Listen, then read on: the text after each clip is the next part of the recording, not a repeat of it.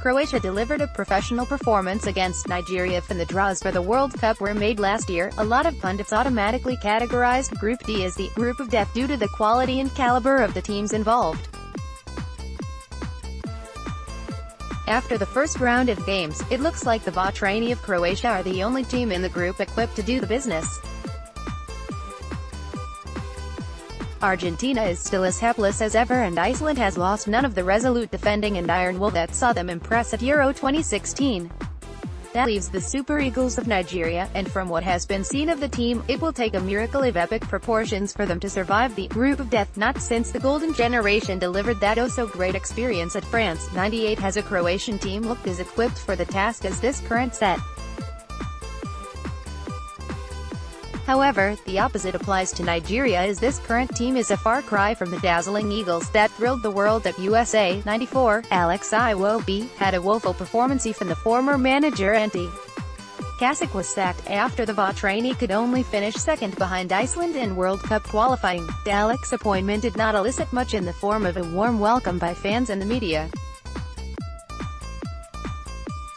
After all, his coaching career had not exactly been the most eye-catching, with stints in Albania and the UAE prominent on his managerial CV. However, he has gelled the team better than his predecessor and looks like he has the ability to get the many good parts of the team to function as a cohesive unit. Against Nigeria, he opted against starting Milan Bade, ostensibly the most defensive midfielder in the 23-man squad.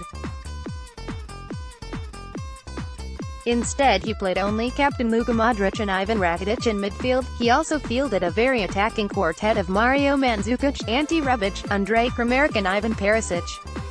Dalek outthought his Nigerian counterpart. Dalek had correctly noted the frailties in the Nigerian side, a lack of creativity in the midfield and John Mikel Obi's inability to carry the ball forward from midfield a la Modric, and used his forward men to press the spaces in the middle and stretch the game constantly.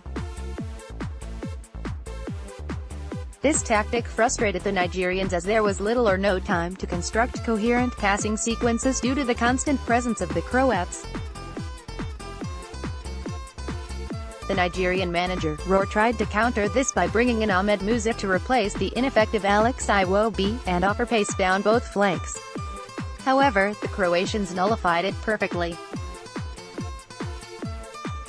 A casual observer of the game between Croatia and Nigeria would have been hard-pressed to identify precisely what the Nigerian pattern of player formation was. What looked like a 4-3-3 formation with Mikel Obi the deep-lying playmaker and orchestrator of the midfield three later became a hot mess of confusion as Agenakaro Idibo, who was supposed to be the box-to-box carrier, kept running into cul-de-sacs. Mikel Obi led an uninspiring Nigerian side on the night. The lack of creativity or forward momentum from the midfield meant that the wingers, Iwobi and Victor Moses, had to drop back into midfield to collect the ball, which left striker Odion Ialo in a wilderness against the physically imposing Croatian central defensive Dejan Lovren and Domagoj Vida. Too many times there were 2 or 3 Nigerian players within a few feet of each other, while only Ialo and at times Moses made themselves available to receive the ball in a forward-facing position. Mikel Obi was very disappointing in his use of the ball and was unable to pick a pass despite making a lot of intelligent movement in between the lines. If the team is to escape the group of death, something has to change. Fullbacks have become a very important part of the modern game, in a defensive and attacking sense. That is why at club level, huge amounts of money are being spent to recruit the very best to be able to compete for the big trophies. Croatia started with Europa League winning right-back Sime Vrsaljko, Atletico Madrid, and new AC Milan recruit Ivan Strinic at left-back. The Nigerians had Brian Adowu, Omkar Perm, and Abdullahi Shehu Bursaspor as left and right backs respectively.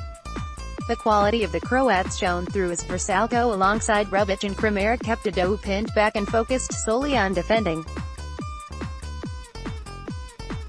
With Iwobi dropping into the midfield to help out and look to create something, this meant that the left flank for the Super Eagles was non-existent as an attacking threat. As expected, Modric ran the show for the Croats. Croatia's overload on its left-hand side also worked. The treatise Perisic and Strinic combined well to ensure that Moses was constantly isolated on the right, and that Shehu was focused solely on defending. This overload, coupled with the ball-keeping qualities of midfielders Modric and Rakitic, meant that Dalic's team were always on the front foot, and even though the goals were an own goal and a penalty, they were comfortable all through. All said and done, the Croats were good value for their win, as they did not have to extend themselves too much or get out of first gear due to the disorganized nature of their Nigerian opponents. The Super Eagles will need a sea change in attitude, tactics, and application if it's to qualify for the next round. Croatia, on the other hand, reinforced the perception about the team as one of the tournament's dark horses. They should not be underestimated.